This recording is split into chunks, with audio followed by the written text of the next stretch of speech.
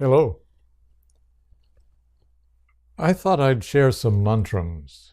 And so this particular talk is about one great universal mantra that helps people go beyond the restless mind to experience higher levels of consciousness, including spiritual awareness. There's a science to chanting a mantra. You do it out loud until you feel like you don't want to put that much energy out there. You feel the mantra interiorizing. It goes from out loud to an inclination to just whisper it. And you begin to just whisper it. Then you don't feel like the energy wants to go into your lips anymore. You feel like you want to interiorize even more. So you mentally chant. You drop the whisper chanting, mental chanting. Then bit by bit, as you are enjoying your mental chanting, you find it's going on automatically. It's kind of effortless. And that's a wonderful state. Effortless mental chanting. From out loud to whisper to mental to effortless mental. Very often when you're doing effortless mental, your subconscious mind interrupts, sends up bubbles of what's troubling you, what's bothering you, painful memory, painful image. You keep chanting mentally, and you let these bubbles, as if they're from the bottom of a lake, from the mud, they come up and they bubble. They form a bubble, and the bubble goes to the surface of the lake and it bursts. So this image is, you may find, don't make it happen if it doesn't want to happen automatically. Keep effortless mental going.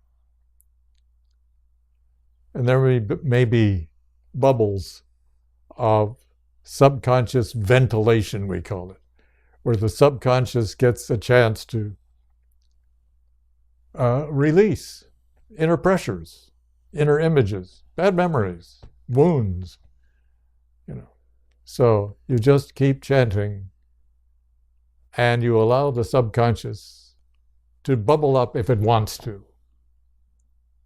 And you let it bubble, you just keep chanting. You're heading for a higher awareness. So sometimes it's really helpful to let the subconscious bubbles come up. And they do. Then you're still mentally chanting. Now, after the subconscious ventilations and bubbles have burst on the surface of your clearer and clearer mind,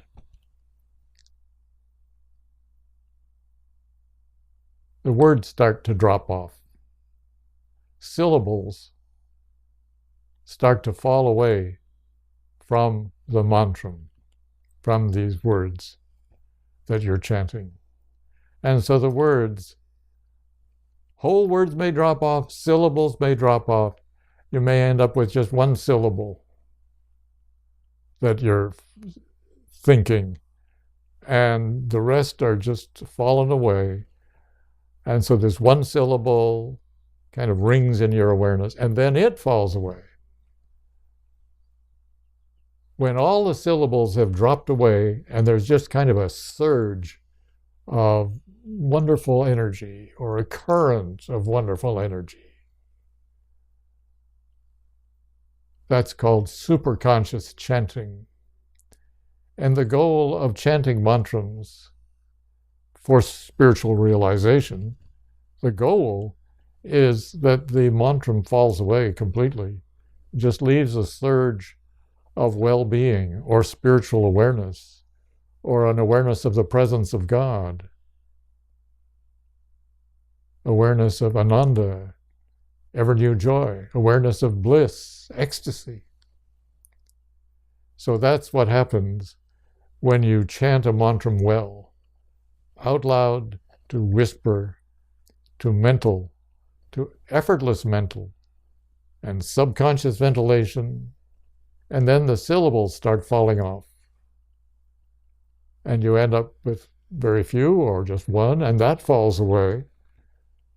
just a surge of awareness, of spirit or ecstasy or peace. You have chanted successfully to a superconscious level. And you abide in that, you have wonderful meditations and wonderful realizations. And it's worthwhile when you come back from your beautiful, sublime state to reverse the process. Put syllables in there. Mental to whisper to out loud. It helps. Go in and out.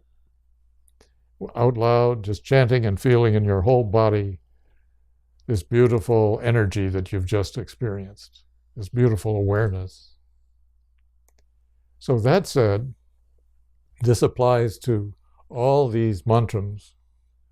I'm giving a mantra in this particular talk, but also I'll give another one, another mantra. We're going to give you three main universal mantras, 3 or 4, I think.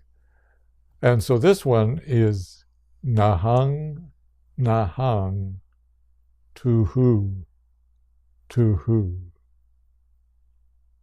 You say it. Nahang, Nahang, Tuhu, Tuhu. It means not I, but you, Lord, you. It's a way of getting beyond our ego, letting go a false sense of self to find our soul, our core being, spirit, the spirit within.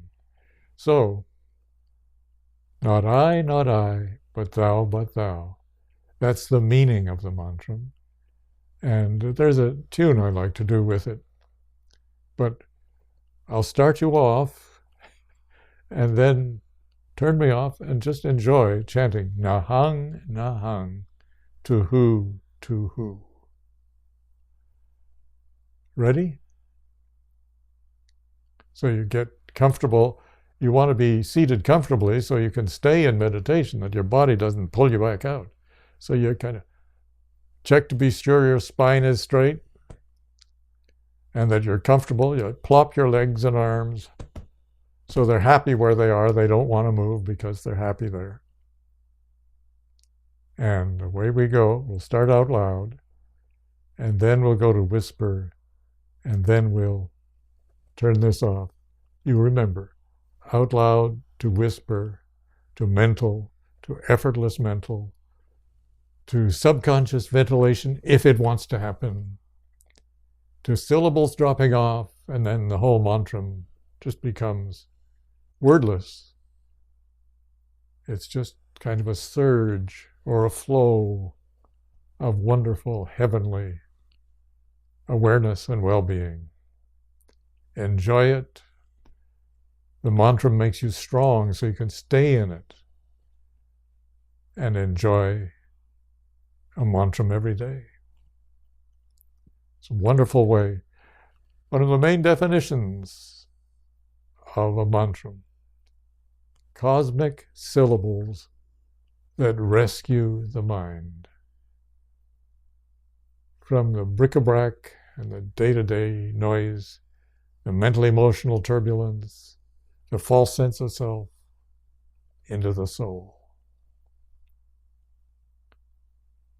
Comfortable, ready to go. Nahang, Nahang, Tuhu, Tuhu. Nahang, Nahang, Tuhu, Tuhu. Should be all in one breath. Nahang, Nahang, Tuhu, Tuhu. Nahang, Nahang, Tuhu.